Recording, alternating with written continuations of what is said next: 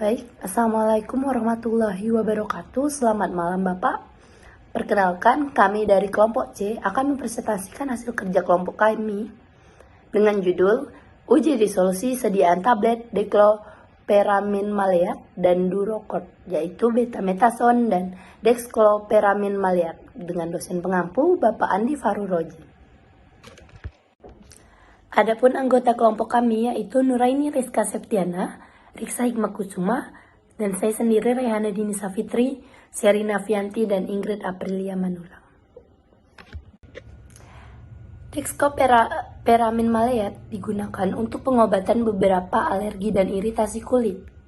Kombinasi dekloperamin maleat dan betamethasone diindikasikan untuk mencegah dan menghilangkan gejala alergi melalui aksi antihistamin dari dekloperamin maleat serta efek antiinflamasi dan anti-alergi dari betamethasone.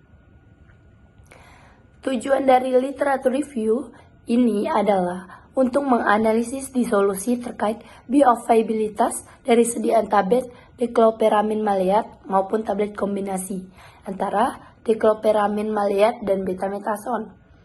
Alat tipe dayung yang digunakan untuk uji disolusi tablet dekloperamin maleat maupun tablet kombinasi dari dekloperamin maleat dan betamethasone. Analisis kadar yang terlalu dilakukan menggunakan instrumen kromatografi gas, spektrofotometri UV vis, dan HPLC. Hasil menunjukkan lebih dari 20 jam persen kumulatif tablet floating dekloperamin maleat dilepaskan. Tidak ada interaksi yang tercatat antara tablet dekloperamin maleat dan betamethasone. Disolusi tablet kombinasi dekloperamin maleat betamethasone dapat terdisolusi memenuhi persyaratan. Obat adalah suatu zat yang digunakan untuk mengatasi penyakit, membebaskan atau memodifikasi proses kimia dalam tubuh. Terdapat banyak bentuk sediaan farmasi yang beredar di masyarakat. Salah satunya adalah sediaan tablet dan kapsul yang diberikan melalui oral. Rute oral adalah rute administrasi obat ke dalam tubuh yang paling banyak digunakan. Pemberian obat secara peroral paling sering digunakan karena memiliki keuntungan seperti lebih praktis untuk digunakan dan dapat diterima oleh pasien dengan mudah. Salah satu tantangan yang dihadapi oleh industri farmasi dalam mengembangkan bentuk sediaan padat adalah rendahnya kelarutan dan bahan aktif. Kelarutan rendah akan mempengaruhi kemampuan obat untuk menembus membran saluran cerna dan akan mempengaruhi jumlah kadar obat dalam plasma. Untuk mengatasi masalah ini, penting untuk meningkatkan kelarutan dan laju disolusi bahan aktif senyawa farmasi. Uji disolusi merupakan parameter dalam pengembangan mutu sediaan obat yang berdasarkan kelarutan zat aktif dari sediaannya. Uji disolusi digunakan untuk uji bioavailabilitas secara in vitro karena uji ini berhubungan dengan ketersediaan hayati obat di dalam tubuh. Laju disolusi obat secara in vitro dapat dipengaruhi oleh beberapa formulasi, cara pembuatan, jumlah, dan jenis ekspien yang digunakan juga mempengaruhi disolusi obat. Oleh karena itu, ketersediaan hayati dan stabilitas sediaan sangat bergantung pada ekspien yang dipilih, jumlah ekspien yang digunakan, dan interaksinya dengan zat aktif atau eksipien lain.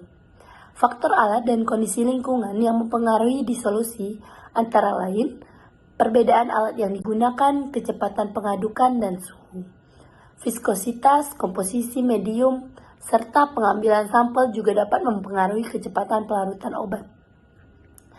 Pendekatan mengenai bioavailabilitas dengan menerapkan sistem BCS atau Biopharmaceutical Classification System yang merupakan suatu parameter penting untuk melaksanakan persyaratan mengenai studi bioavailabilitas dan studi bioekivalen yang dilakukan secara in vivo dalam pengembangan obat baru dan generik. Obat yang beredar di dunia digolongkan menjadi 4 kelas BCS, yaitu kelas 1 kelarutan serta permeabilitas tinggi, kelas 2 kelarutan rendah dan permeabilitas tinggi, kelas 3 kelarutan tinggi permeabilitas rendah, dan kelas 4 kelarutan dan permeabilitas rendah. BCS digunakan untuk dexclorpeniramin maleat adalah isomer clorpeniramin dextro dan 2 kali lebih kuat dari campuran racemat. Obat ini menemukan penggunaan terbesarnya dalam pengobatan gejala rinitis alergi seperti antagonis reseptor histamin H1. DCM diserap dari saluran pencernaan secara relatif lambat, mengalami metabolisme pertama yang signifikan dan ketersediaan hayati yang buruk. Diberikan secara per oral dalam dosis 2 mg setiap 4-6 jam hingga puncaknya 12 mg per hari, dan sangat membantu pada jenis urtikaria akut daripada jenis urtikaria kronis. Betamethasone adalah glukokortikoid sintetis yang memiliki sifat antiinflamasi dan sifat anti-alergi. Betamethasone bekerja dengan cara mempengaruhi sintetis prostaglandin dan leukotrien. Dexclorpeniramin maleat biasanya digunakan dalam bentuk garam maleat, yaitu enantiomer dextrorotatory yang aktif secara farmakologis dari clorpeniramin, sebuah antihistamin yang bekerja pada reseptor H1 untuk mengurangi reaksi alergi. Karena betamethasone dan dexclorpeniramin menghasilkannya efek farmakologis melalui mekanisme yang berbeda, mereka dapat digunakan dalam kombinasi dalam bentuk sediaan berbeda, seperti tablet, larutan oral, atau sirup, untuk meningkatkan hasil efikasi terapeutik. Oleh karena itu, literatur review ini bertujuan untuk menganalisis disolusi terkait bioavailabilitas dari sediaan dexclorpeniramin maleat maupun Durocort. Tempat dan waktu penelitian. Penelitian dilakukan di Laboratorium Teknologi Fakultas Kedokteran Universitas Tanjung Pura Pontianak yang beralamat di Jalan Profesor Dr. Haji Hadari Nawawi, Kecamatan Pontianak Tenggara, Kota Pontianak. Penelitian dilakukan pada bulan Maret 2023. Adapun alat yang digunakan pada penelitian ini sebagai berikut. Alat uji disolusi. Penelitian ini menggunakan metode dayung karena metode ini cocok jika digunakan untuk bentuk sediaan oral padat. Pertimbangan pemilihan alat uji disolusi yaitu harus mudah dan pengoperasiannya sederhana, sensitif dalam mengungkapkan perubahan. Dimensi dan posisi komponen harus ditentukan secara tepat dan harus menghasilkan hasil yang berulang. Pengadukan cairan harus seragam dan tidak bergolak serta memberikan abrasi mekanis minimum pada bentuk sediaan. Pengambilan sampel harus mudah, bisa mempertahankan suhu tetap konstan, dan yang terakhir, alat harus dapat mencegah hilangnya medium disolusi dan dapat mengevaluasi berbagai bentuk sediaan. Kemudian spektrofotometri UV vis. Spektrofotometri UV vis adalah metode analisa dengan menggunakan panjang gelombang UV dan visible sebagai wilayah serapan untuk mendeteksi senyawa. Senyawa yang dapat dianalisis dengan spektrofotometri UV vis adalah senyawa yang mempunyai gugus kromofor serta ausokrom. Pengujian menggunakan spektrofotometri UV vis termasuk lebih cepat daripada metode lain. Selanjutnya HPLC. HPLC adalah pengembangan terkini dari kromatografi cair kolom klasik pada kolom, detektor yang lebih sensitif dan peka, serta kemajuan teknologi pada pompa bertekanan tinggi yang menyebabkan HPLC menjadi suatu metode dengan sistem pemisahan zat yang cepat dan efisien.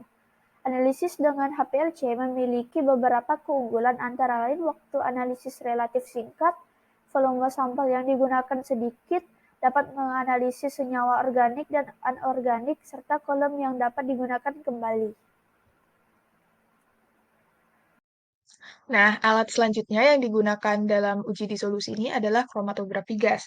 Kromatografi gas sendiri adalah teknik pemisahan yang didasarkan pada perbedaan distribusi pergerakan yang terjadi antara fase diam dan untuk pemisahan senyawa yang berada pada larutan. Nah, senyawa gas yang terlarut dalam fase gerak ini akan melewati fase diamnya, yaitu kolom partisi. Nah, jadi senyawa yang memiliki kesesuaian kepolaran dengan fase diam ini akan cenderung bergerak lebih lambat dibandingkan dengan senyawa yang memiliki kepolaran sesuai dengan kolom partisi. Oke, selanjutnya ini adalah bahan-bahan yang akan digunakan dalam uji disolusi dari tablet dexclorpheniramine maleat dan tablet kombinasi betamethasone dexclorpheniramine maleat. Oke, bahan yang pertama ini ada dexclorpheniramine maleat yang merupakan kelompok antihistamin atau anti alergi yang kerjanya ini dengan mempengaruhi reseptor H1 untuk mengurangi reaksi alergi. Nah, dexclorpheniramine maleat sendiri ini diserap dengan lambat pada saluran cerna, mengalami metabolisme pertama yang signifikan dan ketersediaan hayati yang buruk. Obat ini biasanya diberikan secara peroral dengan dosis 2 mg setiap 4-6 jam dengan dosis maksimum yaitu 12 mg per hari. Nah, bahan selanjutnya yang digunakan pada uji disolusi ini adalah tablet kombinasi betamethasone dan dexclorpheniramine maleat. Nah, betamethasone sendiri adalah golongan glukortikoid yang memiliki efek antiinflamasi dan juga anti alergi yang bekerja dengan cara mempengaruhi sintesis dari prostaglandin dan juga leukotrien. Nah, betamethasone dan dexclorpheniramine maleat ini dapat dikombinasikan dalam berbagai bentuk sediaan, seperti tablet, larutan oral, ataupun sirup yang dapat meningkatkan efikasi terapeutik. Nah, bahan selanjutnya adalah medium disolusi, di mana medium disolusi yang digunakan ini yang dapat mencerminkan suasana pada cairan lambung maupun usus. Nah, pada saat keadaan puasa, cairan lambung ini memiliki pH sebesar 1,2. Sedangkan saat dalam keadaan tidak berpuasa, kondisi lambung ini akan sangat dipengaruhi oleh jenis dan jumlah makanan yang kita konsumsi sehari-hari. Sedangkan cairan usus ini memiliki pH 6,8. Nah, dapat dilihat pada tabel komposisi medium disolusi untuk uji disolusi secara in vitro. Jika mediumnya yang digunakan ini medium simulasi dari cairan lambung dengan pH 1,2, komposisinya ini terdiri dari NaCl, HCl konsentrat, dan juga air deionisasi. Sedangkan untuk cairan usus simulasi pH 6,8 ini terdiri dari KH2PO4, NaOH, dan juga air deionisasi. Baik, selanjutnya adalah jalannya penelitian. Nah, untuk uji disolusi dari dexclorpheniramine maleat ini digunakan larutan buffer fosfat sebanyak 900 ml dan diatur pH-nya yaitu 6,8. Lalu kecepatan pengadukannya juga diatur sebesar 50 rpm. Kemudian suhunya diatur dan dipertahankan dengan konstan pada 37 derajat plus minus 0,5 derajat Celcius. Lalu diambil sebanyak 5 ml menggunakan jarum suntik, lalu dilengkapi dengan prefilter pada interval waktu tertentu dan dianalisis untuk pelepasan obat dengan mengukur absorbansi pada panjang gelombang 269 nanometer. Kemudian diambil volume pada setiap interval waktu tertentu, lalu volume yang telah diambil tadi diganti lagi dengan medium disolusi yang baru. Setelah itu dihitunglah dan diplot terhadap waktu persen kumulatif dari pelepasan dexclorpheniramine maleat. Nah, sedangkan untuk uji disolusi dari tablet betamethasone ini, cara kerjanya yaitu dengan membuat fase gerak dari campuran metanol dan air, yaitu dengan perbandingan 60:40. Lalu disaring dan diudarakan. Kemudian ditimbang larutan baku internal sejumlah testosteron, lalu dilarutkan dalam metanol P hingga kadar lebih kurang 0,5 mg per mililiter.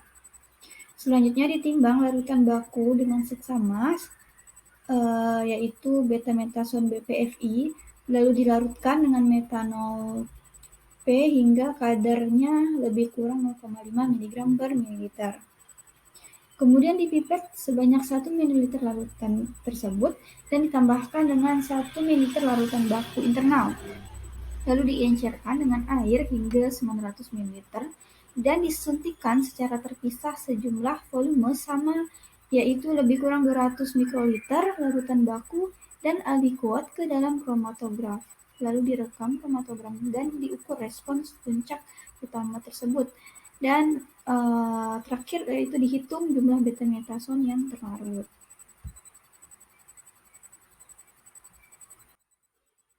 Nah, kemudian untuk analisis datanya digunakan beberapa rumus untuk dapat memperoleh hasil dari uji disolusi tersebut. Yang pertama itu ada rumus regresi linear, yaitu Y sama dengan BX plus A. Kemudian setelah itu dicari kadar obatnya dengan mengalihkan konsentrasi yang didapat, lalu dikalikan dengan volume disolusi yang digunakan, lalu juga dikalikan dengan faktor pengencerannya.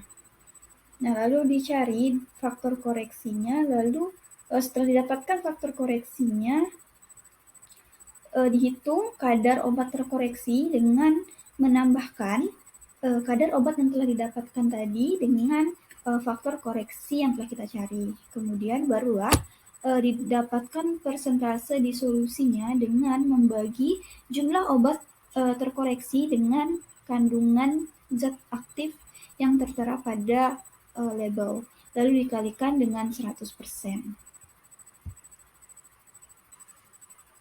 Nah, selanjutnya ada hasil dan pembahasan dari hasil uji disolusi tablet dextropeniramin maleat dan tablet kombinasi antara dextropeniramin maleat dan juga betametason. Nah, untuk hasil dari uji disolusi dari tablet dextropeniramin maleat ini diambil berdasarkan penelitian yang telah dilakukan oleh Alan Brazil tahun 2015, di mana penelitian ini meneliti pengaruh dua polimer pengencer konsentrasi dalam pelepasan tablet dextropeniramin maleat menggunakan polimer HPMC dan polimer karbopol 934P dalam formulasi tablet floating. Nah, di sini terdapat beberapa formulasi yang telah dibuat, di mana formulasi ini terdiri dari 6 formulasi dengan menggunakan polimer yang berbeda-beda, di mana formulasi ini yaitu untuk membuat tablet floating dextropeniramin maleat dengan zat aktif dextropeniramin maleatnya yaitu sebanyak 10 mg.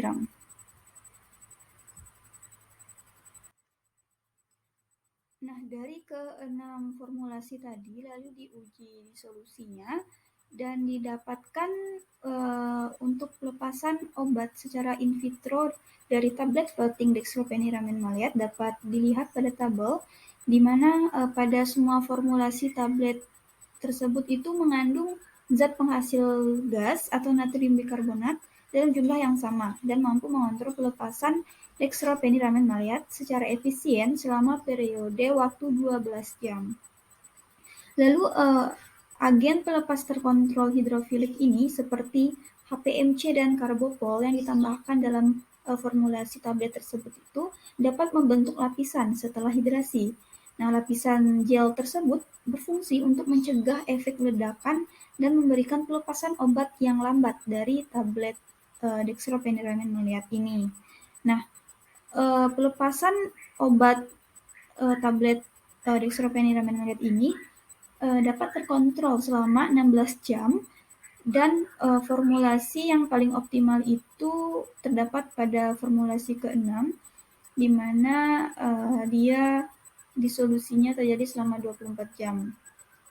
Sedangkan pada formulasi F4, F5, dan F6 itu pelepasan obatnya lebih baik terlihat jelas karena dua alasan. Yang pertama itu jumlah zat pelepasan terkontrol, dan yang kedua itu karena tablet dextropeniramin maleat ini terpenetrasi dengan sempurna oleh pelarut.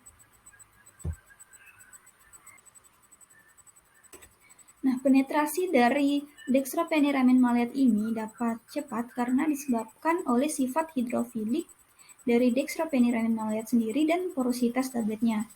Nah, untuk pelepasan obat dari formulasi F1 itu menjadi 99,9328 plus minus 0,57413 selama atau pada 12 jam. Sedangkan untuk formulasi F2, F3, dan F4 itu ditemukan masing-masing 99,9374 plus minus 2,73584%, kemudian 90,9224 plus minus 1,305314%, dan juga 98,742399 plus minus 0,749569%, yang masing-masing itu pada 16 jam. Nah, ditemukan lebih dari 20 jam persen kumulatif obat dilepaskan, di mana formulasi F6 ini yang paling optimal, yang menunjukkan obat itu rilis menjadi 99,7854 plus minus 3,254086%. Nah, selanjutnya ada uji disolusi tablet Dulcort. Nah, di mana uji disolusi tablet Dulcort ini terdiri dari obat betametason dan dekloropheniramid maleat. Nah, obat yang diberikan secara oral harus dapat diabsorpsi. Kemudian, absorpsi obat dapat terjadi bila obat tersebut kan sudah larut. Nah, kelarutan obat ini biasa disebut dengan disolusi. Disolusi sendiri merupakan proses kinetik sehingga untuk mengetahui prosesnya dilakukan pengamatan terhadap jumlah zat aktif yang terlarut dalam suatu medium sebagai fungsi waktu. Nah, uji disolusi ini dilakukan sebagai langkah awal untuk mengetahui ketersediaan hayati dalam suatu sediaan sebelum dilakukannya pelepasan obat secara in vivo. Kemudian untuk korelasi antara data in vitro dan in vivo sering digunakan selama untuk pengembangan produk ataupun sediaan. Nah, tujuannya sendiri itu untuk mengefisiensikan waktu dan untuk mendapatkan formula yang baru. Nah, simulasi dalam uji disolusi in vitro dapat membantu menemukan metode uji yang tepat untuk menggambarkan profil pelepasan secara in vivo.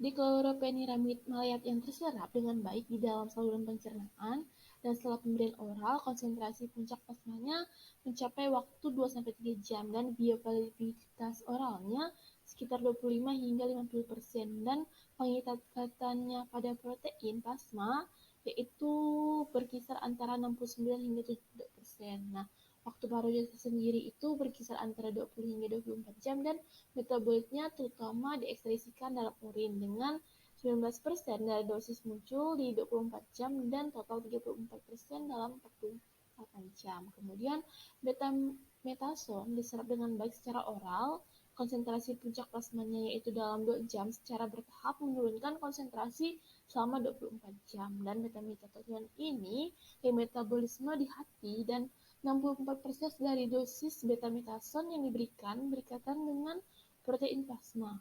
Nah, waktu paru plasma adalah dihitung dengan 3 dan 5 hari dan waktu paru biologisnya berkisar antara 36 hingga 54 jam. Nah, untuk syarat uji disolusi pada tablet dekloropheniramid maleat yaitu dalam waktu 45 menit harus larut tidak kurang dari 75% dari jumlah yang tertera dalam etiket. Kemudian untuk syarat uji pada metabetason sendiri yaitu dalam 45 menit harus larut tidak kurang dari 75% juga dari etiket yang tertera. Dan kemudian tidak ada interaksi yang tercatat antara dikloropheniramid maleat dan metabetason. Kemudian seharusnya disolusi tablet kombinasi dikloropheniramid maleat dan metabetason dapat terdisolusi memenuhi persyaratan. Hal ini tergantung dengan medium disolusi yang digunakan. Kemudian untuk pemilihan medium disolusi ini dapat mempengaruhi pH terhadap kelarutan dan stabilitas obat. Buffer fosfat yang digunakan karena sistem ini di perkemihan dan cairan intrasel sistem dapat fosfat memiliki pK 6,8 yang tidak jauh dari pH normal yaitu 7,4 dalam cairan tubuh.